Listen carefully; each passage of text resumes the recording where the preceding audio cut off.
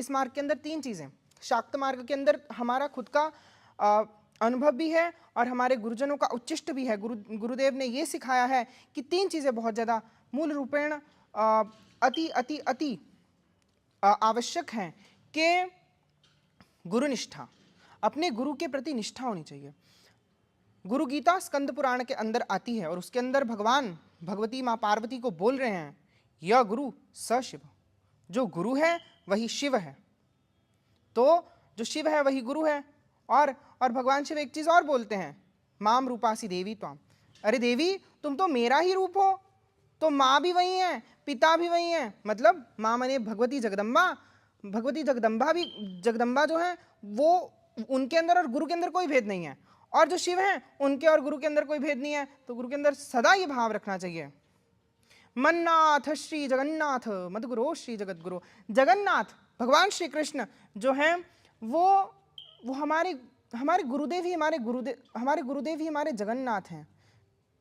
वही हमारी आत्मा है, हमारी आत्मा माने हमारा हृदय है, वो हमारा सर्वस्व प्राण है। तो ऐसी गुरुनिष्ठा होनी चाहिए। अगर किसी को गुरु के प्रति प्रेम नहीं है और वो बोलता है कि मेरे को श्री कृष्ण में प्रेम है, मेरे को भगवती में प्रेम है, तो ये सिर्फ और सिर्फ ढोंग है।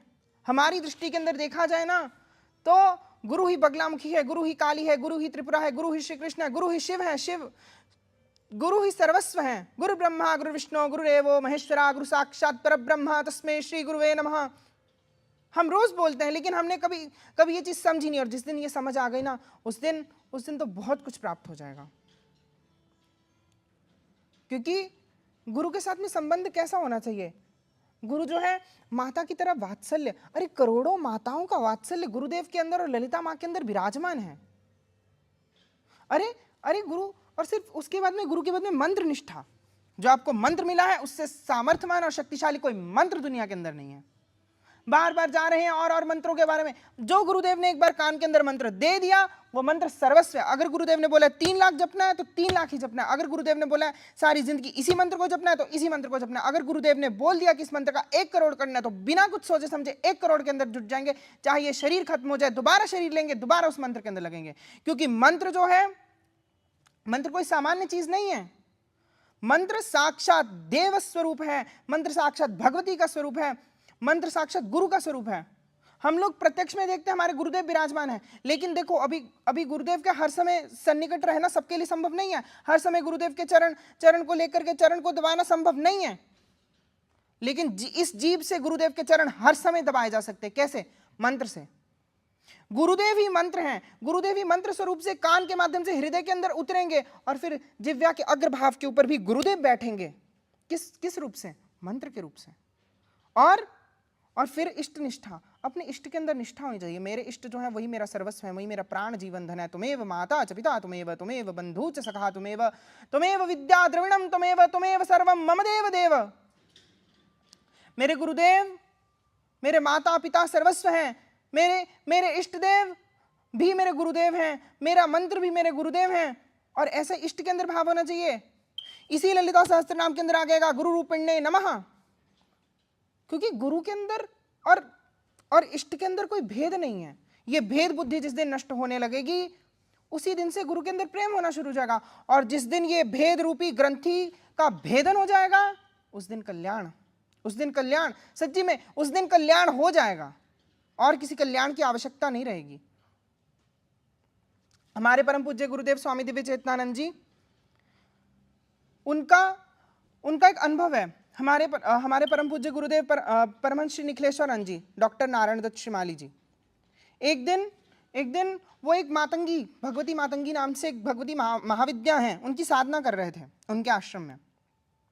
प्राय साधना शिविर होते थे और वो जाते थे। और एक बार वो गुरुदेव के पैरों को लेकर के, गुरुदेव के पैर बड़े प्रेम से चाप रहे हैं, उनके पैरों को बड़े प्यार से दबा रहे हैं, और उनको क्या दिखता है?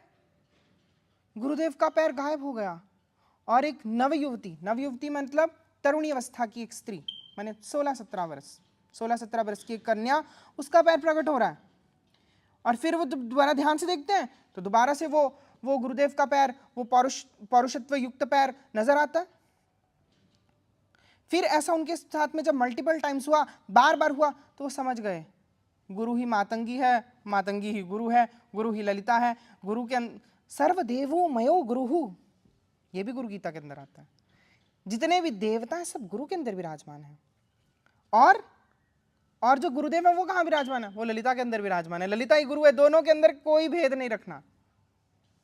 तो ये हमारी साधना है। तो हमें सीखना चाहिए गुरुदेव से कि जैसे गुरुदेव ने देख कितनी साधना की, तो उसका परिणाम क्या हुआ? उसका परिणाम क्या? उनकी हजारों साल की मेहनत, उनकी इतने कंटेम्पलेशन। गुरुदेव इतना पढ़ाई करते थे। गुरुदेव बचपन से रामचरितमानस और ये सब तो उनको कंठस्थ था, और जब वो बोलते थे ऐसे लगता था जैसे कोई सतयुग का ब्रह्म ऋषि बोल रहा हो। हम अपना स्वयं अनुभव बताएं, हमको लगता था कि साक्षात वशिष्ठ जी बोल रहे हैं, साक्षात विश्वामित्र जी बोल रहे हैं, साक्षात करपात्री स्वामी बोल रहे हैं, साक्षात शंकराचार्य जी बोल रहे हैं, क्योंकि इतना शास्त्र के अंदर डीपली कोई बोल नहीं सकता, और वो बिना पढ़े, क्योंकि उनको ज्ञान प्रस्फुरित होता था। अरे परमहंस योगानंद जी का आपने नाम सुना होगा। परमहंस योगानंद जी उनको प्रकट होते थे। गुरु गोरक्षनाथ जी का नाम हम सबने सुना है। गुरु गोरक्षनाथ जी खुद आकर के उनको ज्ञान देते थे, पर कैसे, किस कृपा से? एक गुरु के निष्ठ रहो, एक ही गुरु सब प्रकाशित कर देगा, सब प्रकाशित कर देगा। ज्ञान, भक्ति सब प्रकाशित हो जाएगा, वैराग्य प्रकाशित हो जाएगा, सब प्रकाशित हो जाएगा। लेकिन गुरु की शरण में होकर के, गुरुस्त्वम शरण्यम होकर के, श्री ललिता अंबिका शरणम ममा ऐसा कह करके, और जो भी करो वो सब ललिता अंबा के चरणों के अंदर अर्पित कर दो। श्री ललिता अंबिका अर्पणस्तु। सुबह उठे, जो भी माँ रात को हमने कर्म किया, जो भी हमने सारी रात सोए हैं, जो भी काया से, वाचा से, मन से कर्म किया, वो सब गुरुदेव और ललिता अंबा आपके चरणों के अंदर अर्पित। श्री ललिता अंबिका चरणार्पणस्तु, श्री सद्गुरु चरणार्पणस्तु।